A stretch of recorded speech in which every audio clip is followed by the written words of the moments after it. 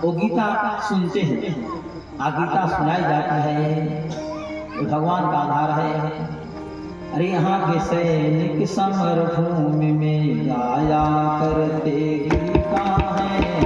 यहाँ के सैनिक समर भूमि में गाया करते गीता है। यहाँ के सैनिक समर भूमि में गाया करते गीता है। यहाँ के सैनिक समर भूमि में गाया करते गीता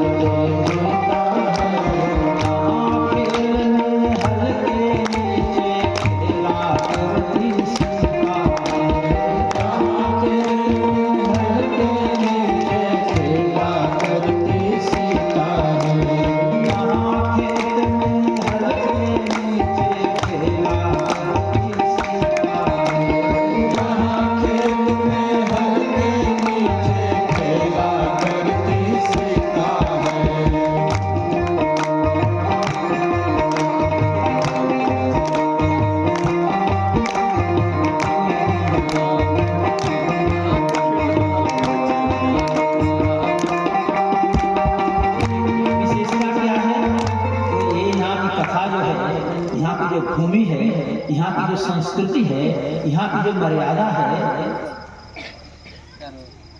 वो बड़ी विशिष्ट बात है। इसलिए भारतवर्ष की भूमि परमेश्वर के धाम, विश्व में और जो क्षेत्र है ना, वो परमेश्वर के धाम नहीं है। यहाँ बद्री धाम, अयोध्या धाम, जगन्नाथपुरी धाम, द्वारिका धाम, रंगनाथ धाम, उधर रामेश्वर धाम लोग का।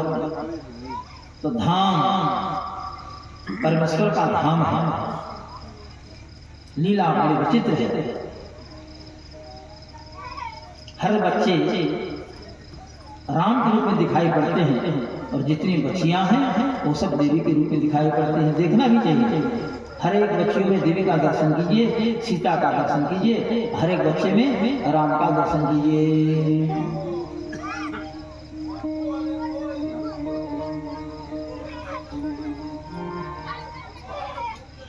हर एक गांव जहाँ कथा होती है वो तपोभूमि बन जाता है। हर एक गांव तपोभूमि है।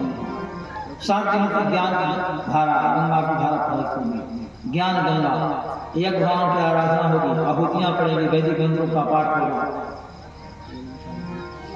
ज्ञान यहाँ का गंगा जैसा निर्मल है, राम है, परमेश्वर का धाम है।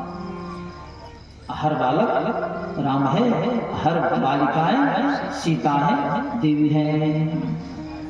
हरिचंदन है इस देश की माटी, तपो भूमि हर गाँव।